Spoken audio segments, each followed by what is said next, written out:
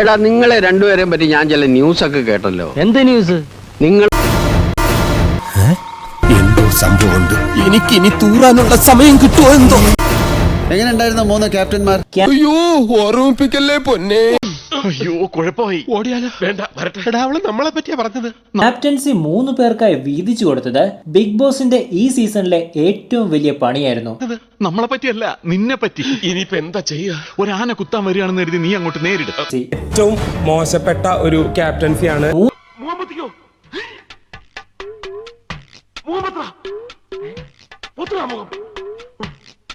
എന്തായാലും നേരിടുക തന്നെ. പ്രശ്നങ്ങൾ വരുമ്പോൾ സ്ട്രോങ് ആയിട്ട് നിൽക്കണം. വളരെ മോശം കാലം. ഓക്കെ, എന്നാൽ ഇനി ഞാനൊരു സത്യം പറയാം. എന്തെങ്കിലും കുത്തി കേട്ടി തന്നെ വായിക്കാത്ത ചെയ്തു കൂട്ടിയ ദുഷ്ടതയ്ക്ക് കിട്ടി എന്ന് കൂട്ടിയാ മതി. പരാജയമായിരുന്നോ? മിടുക്കനായിരുന്നു. പിന്നെ എന്തൊക്കെയോ സംഭവിച്ചു.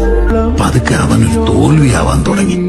നീ ഇവിടെ കിടന്ന് നരകിച്ചപ്പോ നന്നായി കാണുമെന്ന് കരുതിയത് എന്റെ തെറ്റ്. ചേരിപ്പെടുത്ത് എന്റെ ചെവ് കുറ്റിക്ക് അടിക്കണം. ഷാനവാസുമായി ഭക്ഷണ കാര്യത്തിൽ വലിയ അടികളാണ് ക്യാപ്റ്റന്മാർ നടത്തിയത്. വൻ പരാജയമായിരുന്നു.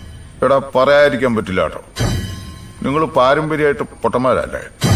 പാഴ്മരങ്ങൾക്ക് തുല്യമായിരുന്നു. ഇവനെയൊക്കെ ഉണ്ടാക്കിയ നേരത്തെ ഒരു ഇത്രയും ഗതികെട്ട ക്യാപ്റ്റന്മാരെ ഒരു സീസണിലും കണ്ടിട്ടില്ല. നിന്റെ കൈ 500 ചക്കന്റെ നേരെ പൊങ്ങിന്ന് കേട്ടു. തൽക്കാലം വിട്ടിരിക്കുന്നു. അറിയാത്ത പിള്ള ചൊറിയുമ്പോൾ അറിയും. ഈ കോട്ടും സൂട്ടും ചയ്യൊക്കെ ഇട്ടിട്ട് ആരും ഇങ്ങനെ ഇതൊക്കെ കെട്ടിയിരിക്കുന്നോണ്ടാണ് ഇത്ര നേരം മാന്യമായിട്ട് പെരുമാറിയത്. എന്റെ ഒരു ആഗ്രഹത്തിന്റെ പേരിൽ തന്നാണ്. എന്താ ഉറക്കം വരുന്നു. അതോ നിങ്ങൾ മനഃപൂർവ്വം നശിപ്പിച്ചു? എന്താണ്? ഇറങ്ങടാ. ഇറങ്ങുന്നോ അതോ ഞാൻ ചവിട്ടി ഇറക്കണോ? ഇറങ്ങടാ, ഇറങ്ങടാ. എന്താ നോക്കി പേടിപ്പിക്കുന്ന? ഇനി ആവർത്തിച്ചാൽ കൊത്തി നുറുക്കി കുഴിച്ചുകൂടി ഞാൻ. കേട്ടടാ പാട്ടി.